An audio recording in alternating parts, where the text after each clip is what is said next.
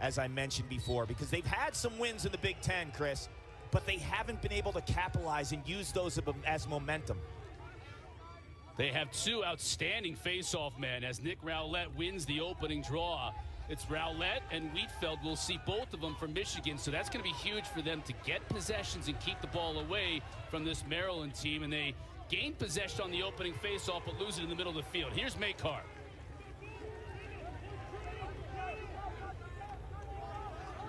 Catches, and in one motion, he can go from underhand and cause fits for a goalie.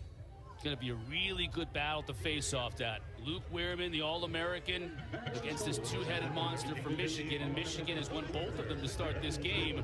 Let's see if they can do something with this possession that they weren't able to do with the initial possession. Got to clear it first.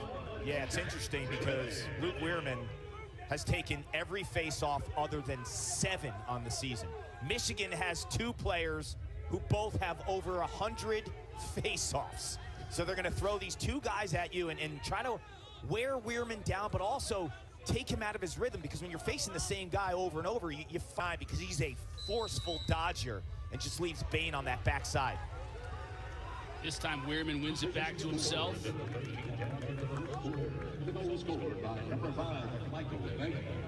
Gepper tried to make the extra pass inside.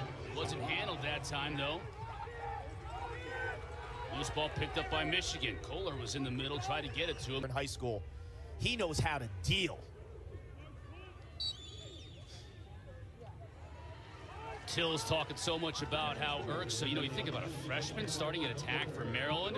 Well, they had another Marietta kid in Bolivar who got hurt. That opened up the door, and Erksa just describes him as a big lump of clay that he can mold, and he enjoys having that opportunity every single week with these young players. Early aspects of the game.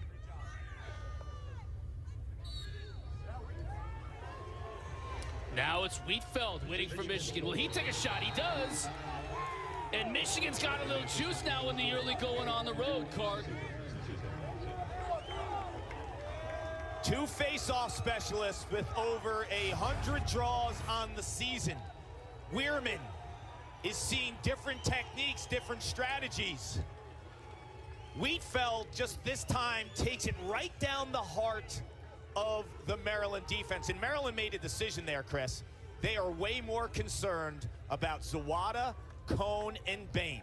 So they're saying, Wietfeldt, you can shoot. We're not leaving these guys. We're not sliding off of one of these sharp shooters. He made him pay. Justin Wietfeldt, his second goal of the game, goal of the season rather, for the freshman. Face-off violation against Wietfeldt. First of the half for either team. 10-0 Maryland. Michigan still looking for their first win. And you talk about Makar, and Till's talking about what's the glue that holds this team together with all the departures from one of the best all-time teams in college lacrosse last year, 15-0, the national championship for Maryland. Slashes to the ball and shows a big target and cashes in. I love how quickly he caught and shot in traffic, Card. It's kind of a little Xander Dixon-esque, just in terms of that, such quick hands and being able to catch and release almost in an instant. In this first quarter, jam it inside. Inside is open against this Terp defense right now. Michigan back to Rowlett, the face-off dot. Wierman wins it for Maryland. The goal scored by number 9, Zawada. With the assist. Now Erksa will wait for substitutions. Surprising start to this game on kickoff. In lacrosse, you have the clearing, you have your face-off game. All those are your special teams, and Michigan is figuring it out. Wietfeldt wins the face-off. Can't keep possession, though, as the ground ball goes to Gepper, and then eventually to Ruppel. Yeah, those are the situations, though. You win the face-off against Luke Wierman, who's a first-team All-American, meaning the best in the country a year ago, but you don't win the possession. So I think that's a teachable moment for Kevin Connery and his group right there. You win the defensive pressure to get that shot off.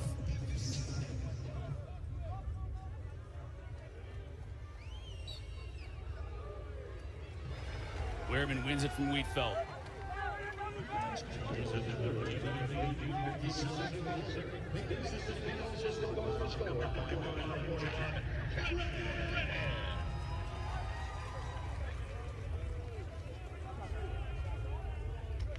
Wierman stays on to set a pick. Maltz. Tough angle shot. And the senior from Ashburn, Virginia, buries it. 2 straight for Maryland on 2 straight possessions. Here it comes. The Terps are coming. And that is a beautiful pick. And Danny Maltz, I'll tell you, is one of the better low-angle shooters in college lacrosse. And I think he's very underrated in terms of dodging when he has a pick or he drifts. He kind of just shades to one side and then can shoot the ball with virtually no angle. Like, how does he get that in, Cotter? Almost no angle for Maltz, and Carr's probably kicking himself a little bit as he gave up that goal with almost no angle. Still leads by 2. The pipe. You want to hug the pipe if you're the goalie there. You want to stay tall. You'll probably get hit with that shot.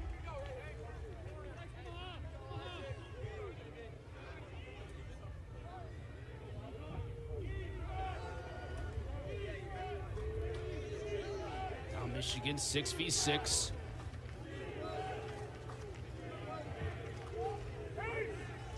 Brown looking to dodge. You can see the quickness and the speed. Left-handed shot just wide of the target from Zawada. Stays with Michigan just. Player closest to the ball when it goes out of bounds, either the end line or the sideline on a shot, gets possession. So here's Mikey Bain. Working on Burlace.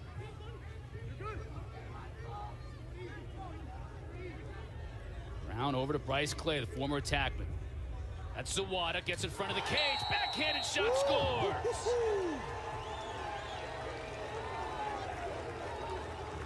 Hey now. Hands, but field lacrosse, strength, speed, and size. Zawada is something else, and when you talk to Kevin Conroy, he knows what type of a talent Zawada is. Just wants him to command the ball, command the team, be that leader. And Ryan Martin told me this week, Sebi gives his heart and soul every rep, and he takes his team and he's galvanized them, and they've clung on to his resilience, and it's an amazing story. So go Sebi, we're pushing for you, and I loved chatting with you a few weeks ago. Yeah, it's really cool. Back to Rowlett, and of course Wierman. Now a battle for it on the big red M, and Geppert comes out of there with it.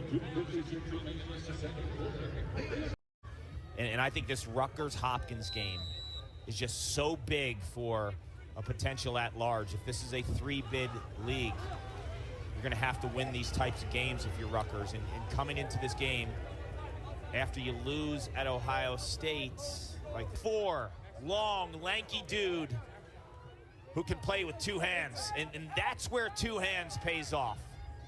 You know, a lot of times offensive players think they can get away with 1 hand. A lot of the Canadians are one-handed, but if you're an American field player and you don't use your shoulders to slip like the Canadians have, and it's in their DNA playing South player who can find pay dirt, that is a monster goal for the Wolverines. Detroit Catholic Central High School. Another face-off win for Michigan, too. This is 3 to start the second half. Talk about Peter Thompson, too. Flipped the script. Last year, he really struggled. He was under 20%. They went through that lull in terms of not scoring. Now they're countering. So it was inside in the beginning.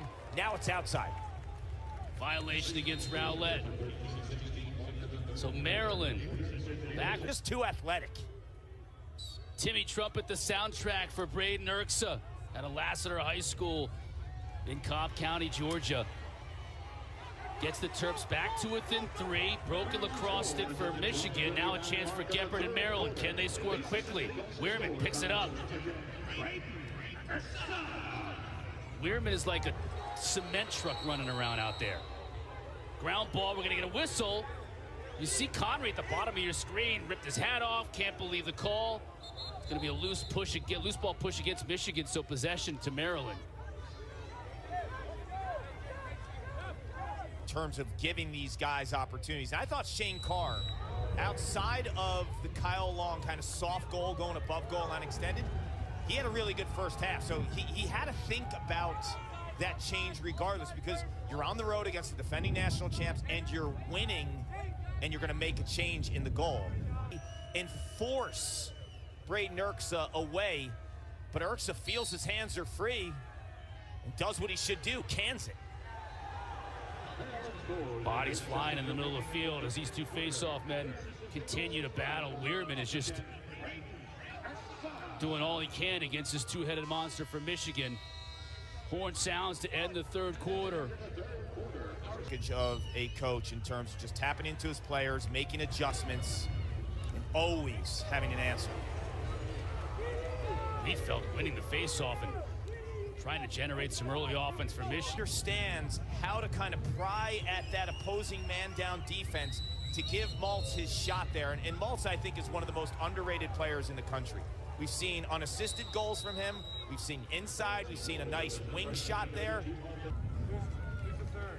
And Jacob Jackson right now having the best half of his season. Rowlett now battling with Wierman. Nice play by Rowlett to goose it to his teammate. Michigan with possession. The goal was scored by number 15. Zawada tries to quickly get it to Babe, who scores! And a flag on the play.